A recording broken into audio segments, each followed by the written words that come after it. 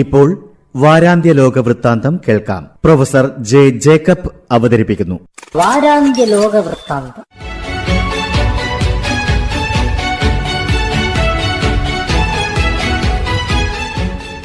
എല്ലാ മാന്യ ശ്രോതാക്കൾക്കും ലോകവൃത്താന്തത്തിലേക്ക് സ്വാഗതം. വിദഗ്ധരായ ഡോക്ടർമാരുടെയും മറ്റ് ആരോഗ്യ പ്രവർത്തകരുടെയും സേവനങ്ങൾ തെക്കേ അമേരിക്കയിലെ ദരിദ്ര രാജ്യങ്ങൾക്ക് ലഭ്യമാക്കുന്നതാണ് മിഷൻ മിറക്കിൾ എന്നറിയപ്പെടുന്ന ക്യൂബയുടെ പദ്ധതി. ഈ പദ്ധതി അനുസരിച്ച് ഗയാന, ഗ്വാട്ടിമല, ജമൈക്ക തുടങ്ങി തെക്കേ അമേരിക്കയിലെ ദരിദ്ര രാഷ്ട്രങ്ങൾക്ക് വളരെ കുറഞ്ഞ ചിലവിൽ ക്യൂബയിലെ വിദഗ്ധ ഡോക്ടർമാരുടെ സേവനം ലഭിച്ചിരുന്നു. ആധുനിക ചികിത്സാ സംവിധാനങ്ങൾ വിരളമായ ദരിദ്ര രാഷ്ട്രങ്ങൾക്ക് ഇത് വലിയ ഒരാശ്വാസമായിരുന്നു. അമേരിക്കയുടെ നിർദ്ദേശമനുസരിച്ച് ഇതുമായി ബന്ധപ്പെട്ട കരാറുകൾ ഇപ്പോൾ തെക്കേ അമേരിക്കൻ രാജ്യങ്ങൾ അവസാനിപ്പിച്ചുകൊണ്ടിരിക്കുകയാണ്. ഡോക്ടർമാർ അടക്കമുള്ള വിദഗ്ധന്മാരെ നിർബന്ധിച്ച് വിദേശങ്ങളിലേക്ക് അയച്ച് ക്യൂബ പണമുണ്ടാക്കുന്നു എന്നാണ് അമേരിക്കയുടെ ആരോപണം. വിദേശത്തു നിന്നും ലഭിക്കുന്ന പ്രതിഫലത്തിന്റെ ഒരു ഭാഗം ക്യൂബ സർക്കാരിന് ലഭിക്കുന്നു എന്നത് വസ്തുതയാണ്. ഇങ്ങനെ വിദേശങ്ങളിലേക്ക് പോകുന്നവരിൽ പലരും മടങ്ങി വരാറില്ല എന്നതും വസ്തുതയാണ്.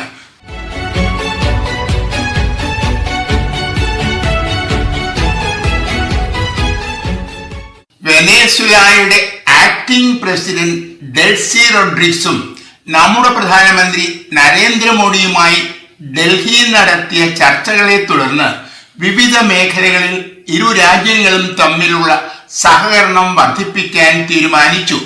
വെനസ്വേലയിൽ നിന്നും നേരത്തെ ഇന്ത്യ എണ്ണ ഇറക്കുമതി ചെയ്തുകൊണ്ടിരുന്നതാണ്.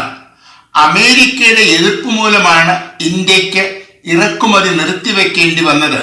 റഷ്യയിൽ നിന്നും ഇന്ത്യ എണ്ണ ഇറക്കുമതി ചെയ്യുന്നത് നിർത്തിവെച്ചതും അമേരിക്കയുടെ താല്പര്യമനുസരിച്ചാണ്. ഇന്ത്യയെ പോലെ എണ്ണ ഇറക്കുമതി ചെയ്യുന്ന ഒരു രാജ്യത്തിന് വെനസ്വേലയുടെയും റഷ്യയുടെയും വിപണി നഷ്ടപ്പെട്ടത് വലിയ ഒരു വെല്ലുവിളിയായിരുന്നു. വെനസ്വേല ഒരു സ്വതന്ത്ര പരമാധികാര രാഷ്ട്രമാണെങ്കിലും അവിടുത്തെ പ്രസിഡന്റ് മഡുറോ ഇപ്പോൾ അമേരിക്കൻ ജയിലിലും അവരുടെ എണ്ണ വ്യാപാരം അമേരിക്കയുടെ സമ്പൂർണ്ണ നിയന്ത്രണത്തിലുമാണ്. ഇന്ത്യ അമേരിക്കയുടെ സുഹൃത്തായതിനാൽ വെനസ്വേലയിൽ നിന്നും ഇന്ത്യക്ക് തടസ്സം കൂടാതെ എണ്ണ ലഭിക്കും എന്നാണ് പൊതുവെ വിലയിരുത്തപ്പെടുന്നത്.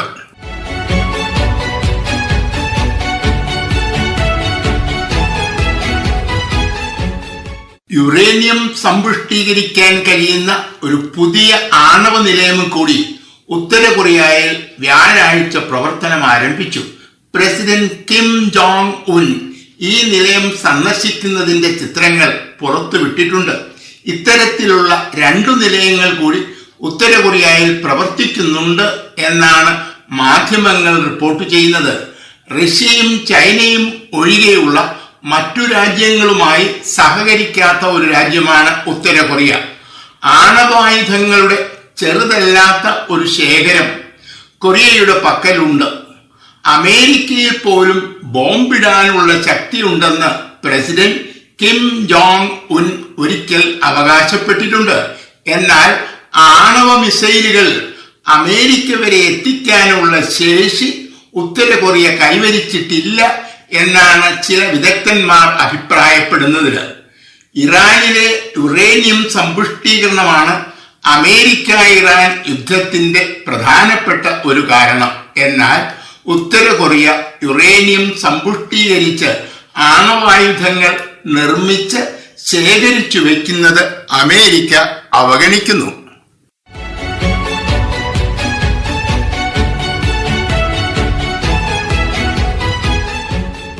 കഴിഞ്ഞ വ്യാഴാഴ്ചയാണ് ഇറാൻ അമേരിക്ക ചർച്ചകൾക്ക് നേതൃത്വം നൽകിയവർ താൽക്കാലിക ഉടമ്പടി പ്രസിഡന്റിന്റെ അംഗീകാരത്തിനായി സമർപ്പിച്ചത്. ട്രംപ് അടിയന്തര ക്യാബിനറ്റ് വിളിച്ചുവെങ്കിലും നിർദ്ദിഷ്ട കരാറിൽ ഇതുവരെ ഒപ്പുവെച്ചിട്ടില്ല. ഇതിനുശേഷം ഇറാനും അമേരിക്കയും ചെറിയ തോതിൽ പരസ്പരം ആക്രമിച്ചു. നയതന്ത്രം പരാജയപ്പെട്ടാൽ അതിശക്തമായ സൈനിക നടപടി ഉണ്ടാകുമെന്ന് അമേരിക്ക മുന്നറിയിപ്പ് നൽകിയിട്ടുണ്ട്. നയതന്ത്രം ഉപേക്ഷിക്കാനാണ് തീരുമാനമെങ്കിൽ ഇതുവരെ കണ്ടിട്ടില്ലാത്ത തരത്തിലുള്ള പ്രത്യാക്രമണങ്ങൾ ഉണ്ടാകുമെന്ന് ഇറാനും മുന്നറിയിപ്പ് നൽകി. ഇപ്പോൾ യുദ്ധം നടക്കുന്ന മേഖലയ്ക്കു പുറത്തേക്ക് ആക്രമണം വ്യാപിപ്പിക്കും എന്നാണ് മുന്നറിയിപ്പ്. ഇന്ത്യ മഹാസമുദ്രത്തിലെ ബ്രിട്ടന്റെ സൈനിക താവളമായ ഡീഗോ ഗാർഷിയയ്ക്കു നേരെ ഇറാൻ മിസൈൽ ആക്രമണം നടത്തിയിട്ടുണ്ട്.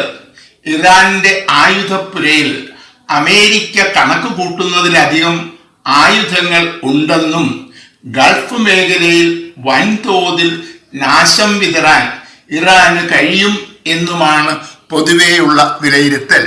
റഷ്യയുടെ ഒരു തുറമുഖത്തു നിന്നും ക്രൂഡ് ഓയിലുമായി യാത്ര ആരംഭിച്ച ഒരു എണ്ണക്കപ്പൽ ഫ്രാൻസും ബ്രിട്ടനും ചേർന്ന് പിടിച്ചെടുത്തു. ഇറാൻ അമേരിക്ക യുദ്ധം അവസാനിപ്പിക്കാനുള്ള ചർച്ചയെ തുടർന്ന് സാമ്പത്തിക ഉപരോധത്തിൽ അമേരിക്ക ഇളവ് വരുത്തിയിട്ടുണ്ട്. റഷ്യ ഉക്രൈൻ യുദ്ധം തുടരുന്നതിനാൽ ഇത്തരത്തിലുള്ള ഒരിളവും അനുവദിക്കാൻ നാറ്റോ തയ്യാറായിട്ടില്ല. കഴിഞ്ഞ ജനുവരിയിലും മാർച്ചിലും ഓരോ റഷ്യൻ കപ്പൽ വീതം ഫ്രാൻസ് പിടിച്ചെടുത്തിട്ടുണ്ട്.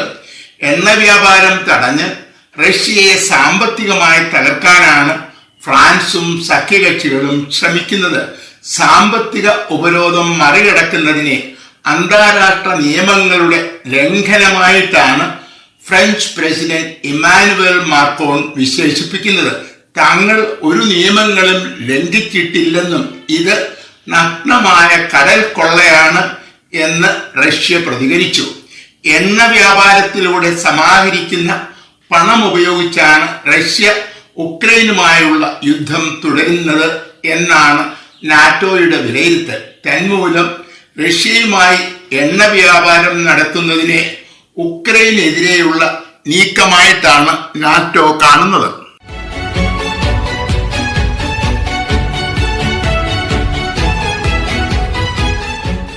ചർച്ചകൾ അവസാന ഘട്ടത്തിൽ എത്തിയെന്നും പ്രസിഡന്റ് ഒപ്പിട്ടാൽ മാത്രം മതിയെന്നും അമേരിക്ക പറയാൻ തുടങ്ങിയിട്ട് 2 ആഴ്ച കഴിയുന്നു. കരാർ ഉടൻ ഒപ്പിടും എന്ന കാര്യത്തിൽ ഇറാന് പ്രതീക്ഷയുണ്ടായിരുന്നില്ല. അന്നു തന്നെ അത് അവർ പരസ്യമായി പ്രകടിപ്പിക്കുകയും ചെയ്തു. ലെബനോനെതിരെയുള്ള ആക്രമണം ഇസ്രായേൽ തുടരുന്നതിനാൽ അമേരിക്കയുമായുള്ള ചർച്ചകളിൽ നിന്ന് പിന്മാറുകയാണെന്നും തിങ്കളാഴ്ച ഇറാൻ അറിയിച്ചു. ലെബനോൻ കൂടി ചർച്ചകളുടെ ഭാഗം ആകണമെന്നും ലെബനോനെ ആക്രമിക്കുന്നത് തങ്ങളെ ആക്രമിക്കുന്നതിന് തുല്യമാണെന്നും ഇറാൻ വ്യക്തമാക്കി. ചർച്ചയിൽ നിന്നുള്ള ഇറാന്റെ ഏകപക്ഷീയമായ പിന്മാറ്റം തികച്ചും അപ്രതീക്ഷിതമായ നടപടിയായിരുന്നു. ഇത് അമേരിക്കയ്ക്ക് വലിയ തിരിച്ചടിയായി. തങ്ങളുടെ നിർദ്ദേശങ്ങൾ പാലിച്ചില്ലെങ്കിൽ സൈനിക നടപടി ഉണ്ടാകും എന്ന് ഭീഷണിപ്പെടുത്തുന്നതായിരുന്നു അമേരിക്കയുടെ പ്രഖ്യാപനങ്ങൾ. ഭീഷണി അവഗണിച്ച് ചർച്ചകളിൽ നിന്ന് പിന്മാറിയതും ട്രംപിന് വലിയ തിരിച്ചടിയാണ്. അടിക്കടി ട്രംപ് നിലപാടുകൾ മാറ്റുന്നതാണ് ഈ ദുസ്ഥിതിക്ക് കാരണം എന്നാണ് ഇറാന്റെ ആരോപണം.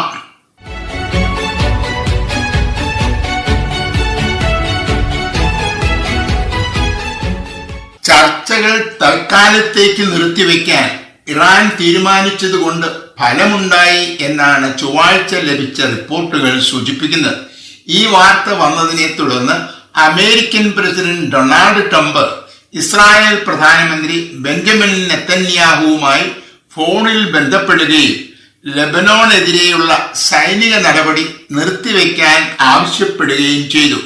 ട്രംപ് നിർദ്ദേശിച്ചതനുസരിച്ച് ലെബനോനെ ആക്രമിക്കില്ല എന്ന് ഇസ്രായേൽ പ്രധാനമന്ത്രി ഉറപ്പു നൽകിയിട്ടുണ്ട്. ട്രംപിന്റെ പ്രതിനിധികൾ ഹിസ്ബുള്ളയുടെ നേതാക്കന്മാരോടും സംസാരിച്ചു.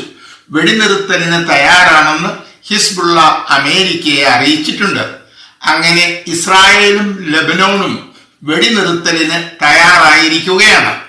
ഇറാൻ അമേരിക്ക ചർച്ചകളുടെ ഭാഗമായി ഇസ്രായേൽ ലെബനോൺ വിഷയം കൂടി പരിഗണിക്കണം എന്നത് ഇറാന്റെ നിലപാടാണ്.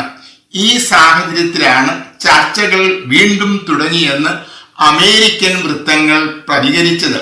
അടുത്ത ആഴ്ചയിൽ കരാർ ഒപ്പിടാൻ കഴിഞ്ഞേക്കും എന്ന പ്രതീക്ഷയിലാണ് പ്രസിഡന്റ് ട്രംപ്.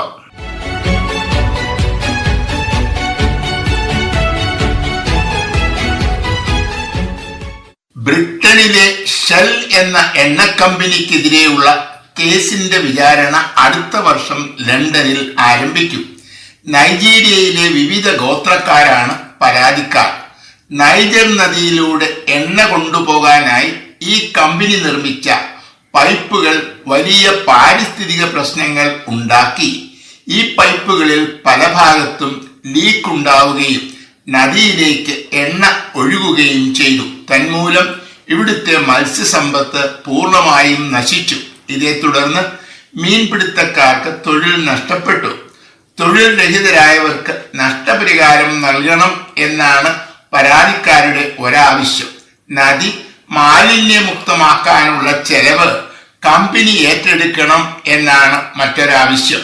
എന്നാൽ പൈപ്പുകളിൽ ചോർച്ചയുണ്ടാക്കിയതുമായി തങ്ങൾക്ക് ബന്ധമില്ല എന്നാണ് കമ്പനിയുടെ വാദം. കുറ്റവാളികളെ നിയമത്തിന്റെ മുമ്പിൽ കൊണ്ടുവരേണ്ടത് നൈജീരിയയിലെ ഗവൺമെന്റിന്റെ ഉത്തരവാദിത്വമാണ് എന്നും ഷെൽ ചൂണ്ടിക്കാട്ടുന്നു.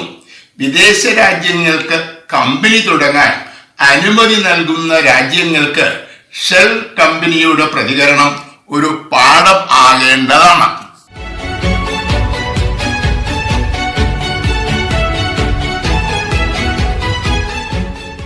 ഇസ്രായേൽ ഹിസ്ബുള്ളയെ ആക്രമിക്കില്ല എന്ന് ബെഞ്ചമിൻ നെതന്യാഹു ഉറപ്പു നൽകി എന്നാണ് ചൊവ്വാഴ്ച മാധ്യമങ്ങൾ റിപ്പോർട്ട് ചെയ്തത്. അമേരിക്കയുടെ ഇടപെടലിനെ തുടർന്ന് ഇസ്രായേലും ലെബനോണും വെടിനിർത്തലിന് സമ്മതിച്ചതായും ഇറാൻ അമേരിക്ക ചർച്ചകൾ തുടരുന്നതായും റിപ്പോർട്ടുകൾ ഉണ്ടായിരുന്നു. എന്നാൽ നേരത്തെ തീരുമാനിച്ചിരുന്നതുപോലെ ലെബനോനെതിരെയുള്ള ആക്രമണങ്ങൾ തുടരുമെന്നാണ് ബുധനാഴ്ച ഇസ്രായേൽ അറിയിച്ചത്.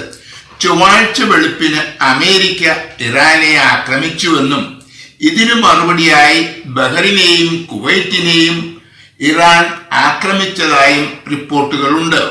ഒരു ഭാഗത്ത് ചർച്ച തുടരുമ്പോൾ മറുഭാഗത്ത് യുദ്ധം നടത്തുന്നത് നയതന്ത്രത്തിലെ വീഴ്ചയാണ്. ഇപ്പോൾ തന്നെ പെട്രോളിന്റെ വില സർവകാല റെക്കോർഡാണ്. വിലക്കയറ്റം ഓരോ ദിവസവും ഉയരുന്നു. ഇതൊന്നും കാണാൻ ട്രംപിനെ പോലെയുള്ളവർക്ക് കഴിയുന്നില്ല. ഒരിക്കൽ കൂടി ഇറാനും അമേരിക്കയും പടക്കളത്തിലിറങ്ങിയാൽ ലോക ജനതയുടെ ദുരിതങ്ങൾ വർദ്ധിക്കും.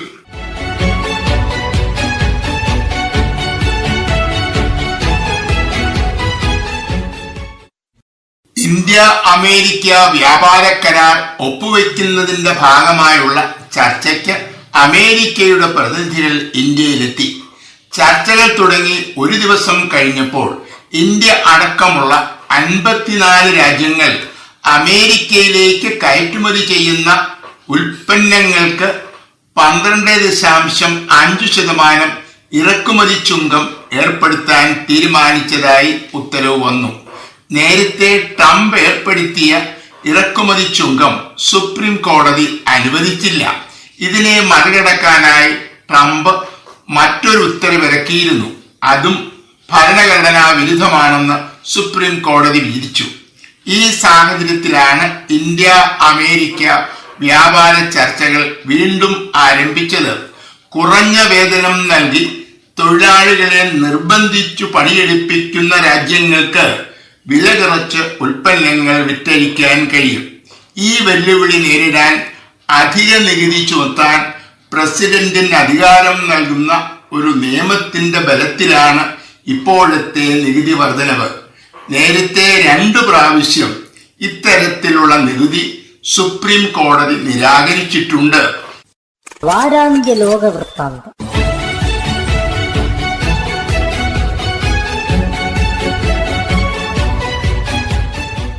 തയ്യാറാക്കി അവതരിപ്പിച്ചത് പ്രൊഫസർ ജെ ജേക്കബ്.